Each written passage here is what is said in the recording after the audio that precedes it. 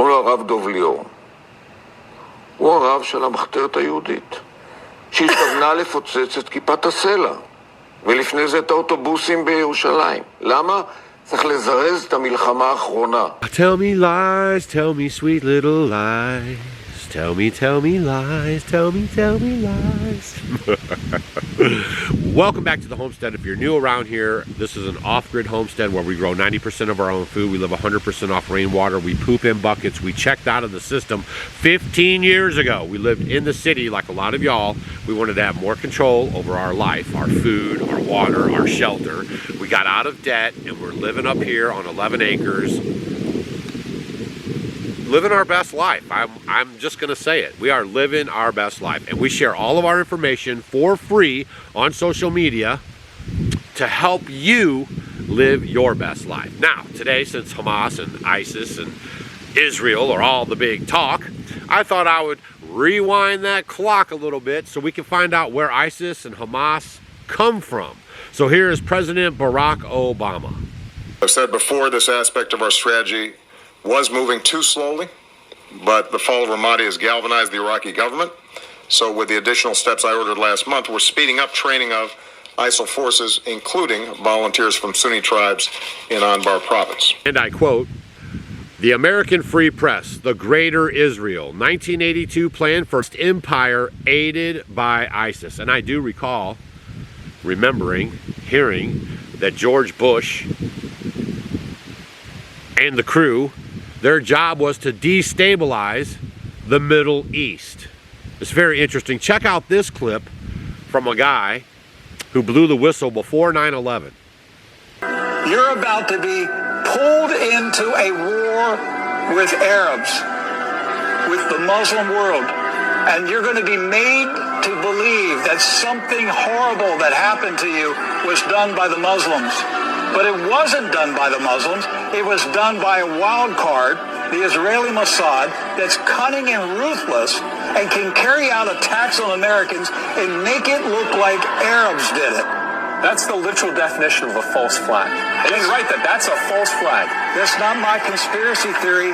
That's the U.S. Army report. The day before, published the day before 9/11. Yes.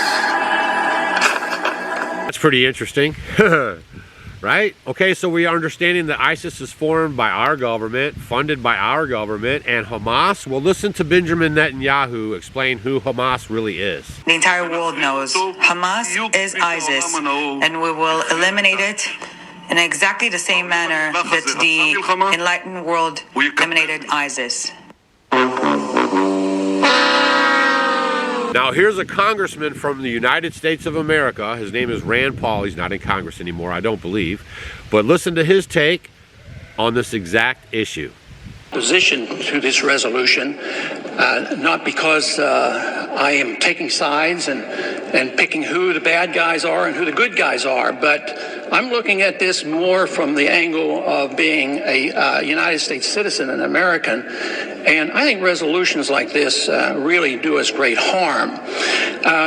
In many ways, what's happening in the Middle East, and in particular with Gaza right now, we have some moral responsibility for both sides in a way, because we provide help and funding for both Arab nations and Israel. And so we definitely have a moral responsibility, and especially now today, the weapons being used to kill so many Palestinians are American weapons, and American funds essentially are being used for this. But there's a political liability, which I think is something that we fail to look at, because too often there's so much blowback from our intervention in areas that we shouldn't be involved in. You know, Hamas, if you look at the history, you'll find out that Hamas was encouraged and really started by Israel, because they wanted Hamas to counteract Yasser Arafat. And you say, well, yeah, that was better then and served its purpose, but we didn't want Hamas to do this. So then we as Americans say, well, we have such a good system, we're going to impose this on the world. We're going to invade Iraq and teach people how to be Democrats. We want free elections. So we encourage the Palestinians to have a free election. They do, and they elect Hamas. So we first, indirectly and directly through Israel, help establish Hamas. Then we have election. Then Hamas becomes dominant, so we have to kill them. Well, there you have it, folks. Just a little trip down memory lane. Man, they say right now that the average person has a attention span smaller than a goldfish. Smaller than a goldfish. This is why they go with the kids. They get the kids, the BLM. If you look at all the BLM, all these protesters, these are all mostly, 18 to 25-year-olds. Most of them, please look it up, are on the George Soros payroll. All of the, not all of them, but a mass majority of the people that showed up at the protests in Washington, D.C. were bussed in by the infamous white buses, okay? There is nothing here that is happening organic except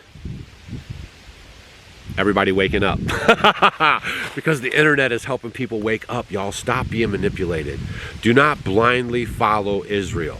Okay, in your own Bible in Revelations, it says that they are going to be the synagogue of Satan and they are going to lie to your face. Okay, and there's a big difference between the Zionists and the Jews. Okay, and Judah.